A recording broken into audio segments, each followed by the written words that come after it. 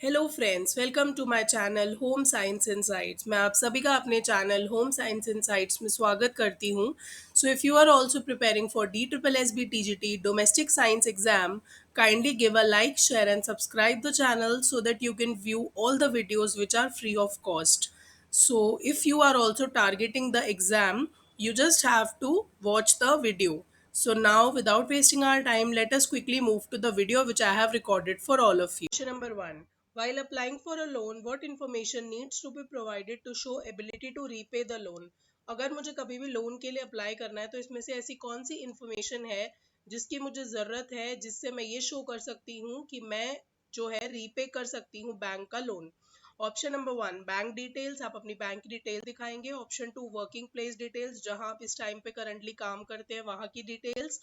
Third is educational details, जो आपकी academic details होती हैं। And fourth one is personal financial position.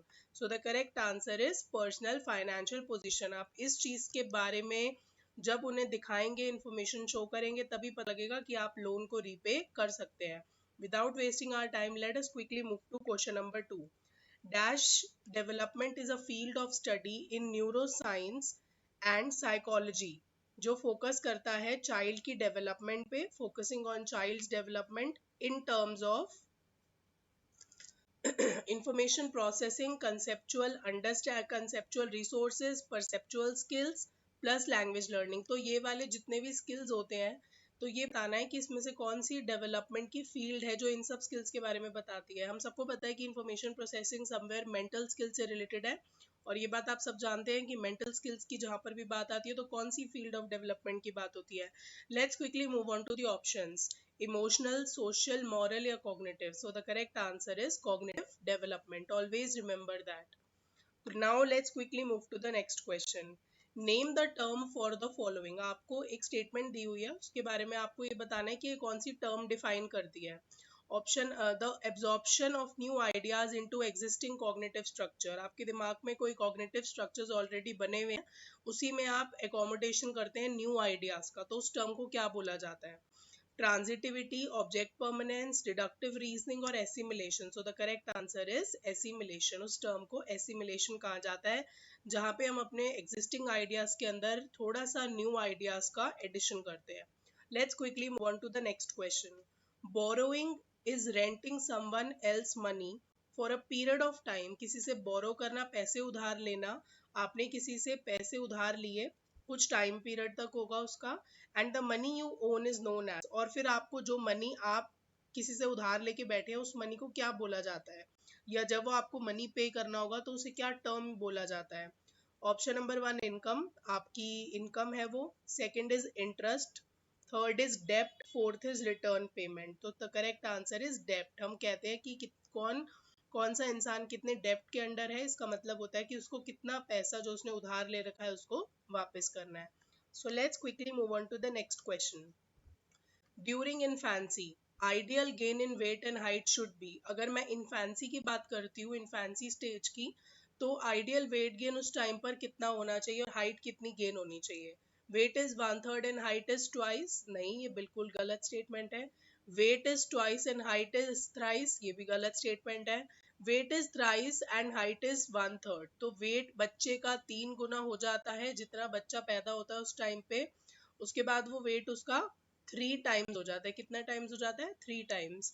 और हाइट भी उसकी 1/3 हो जाती है। Weight and height by twice, ये भी गलत स्टेटमेंट है। Without wasting our time, let us quickly move to the next question. What does industry and inferiority stands for? अगर आपको याद होगा तो ये stages of development हमने पढ़ी थी, उसमें ये एक स्टेज होती है industry and inferiority. So learning about reel and real world, क्या इंडस्ट्री एंड इन्फ्रियोरिटी में हम रील और रियल वर्ल्ड के बारे में पढ़ते हैं। Option 2, children begin to compare themselves with their peers and see how they measure up. बच्चे अपने आप को कंपेयर करना शुरू कर देते हैं अपने पीयर ग्रुप से, और वो ये देखते हैं कि उनमें कितने चेंजेस आ रहे हैं और वो कितना ग्रो कर रहे हैं। This is called age industry and inferiority complex. So we can see the other options also. Children begin to expose them to the competitive world. Children who feel shy to the outer world. बच्चे अपने आप को बाहरी world में देखने लगते हैं, competition feel करते हैं, या फिर वो बाहरी लोगों से थोड़ा सा शर्माते हैं, शाय फील करते हैं. So the correct answer is option number 2. Let's quickly move to the next question. Why does we need a demat account? हमें डीमैट अकाउंट क्यों चाहिए होता है, क्या पर्पस होता है इसका? सो डीमैट अकाउंट हमें इसलिए चाहिए होता है ताकि टू होल्ड शेयर, जो भी हमारे शेयर्स हैं वो उसको होल्ड कर सके। मतलब डीमैट अकाउंट हमारा बेसिकली शेयर को होल्ड करने के काम आता है। Option number 2, to create fix deposit, क्या हम फिक्स डिपॉजिट क्रिएट कर सकते हैं उससे? Third is to withdraw money from provident fund, PF account भी कहा जाता है इसको। To save capital gain tax when you sell a property, या फिर आप कैपिटल सेव टैक्स बचाना चाहते हैं जब भी आप प्रॉपर्टी को सेल करते हैं। So the correct answer is to hold shares hold करने के लिए हमारा पास डीमैट अकाउंट होना जरूरी है। So let's quickly come to the next question. In early childhood what all significant changes can be seen? Early childhood के दौरान हम क्या क्या सिग्निफिकेंट चेंजेस देखते हैं? Option number 1, physical and aggressiveness, physical changes तो आ ही रहे आपकी बॉडी में। एग्रेसिवनेस होता है गुस्सा। ऑप्शन 2, ओनली साइकोलॉजिकल चेंजेस, क्या सिर्फ साइकोलॉजिकल चेंजेस आप देखते हैं? ऑप्शन 3, एनवायरमेंटल अडेप्टेशन, नए एनवायरमेंट से अडेप्ट करना। Option number 4, physical and psychological. So the correct answer is physical and psychological, both changes we have seen in early childhood stage. So let's quickly move to the next question. Who has given the attachment theory? आपको बताना है कि इसमें से attachment theory किसने दी है।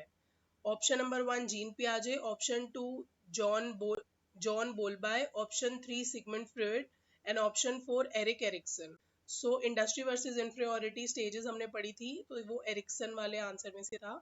सो अगर हम बात करते हैं अटैचमेंट थ्योरी की, so the correct answer is John Bowlby. तो इन्होंने हमें अटैचमेंट थ्योरी के बारे में बताया है। So let's quickly move to the next question. That is the last question for today. Who worked on childhood cognitive development? कौन है जिसने childhood cognitive development के ऊपर काम किया है? ये बात सब जानते हैं, इनका नाम बहुत फेमस है। ऑप्शन नंबर 1, जीन पियाजे। Option 2, Erik Erikson. Option 3, Sigmund Freud. Option 4, John Bowlby. Same options है, क्वेश्चन डिफरेंट है। So the correct answer is Jean पियाजे। So this is the correct answer. This is all for today. Welcome back, friends. So I hope you enjoyed today's class and today's session. So kindly give a like, share, and subscribe the channel for more updates like this. Also, I wanted to remind you that I have updated the expected cutoff of DSSB TGT Domestic Science exam, which were previously held. So you can go and check the video. I will share the link of that same video in the description box of this video. So till then, take care. Okay, bye bye.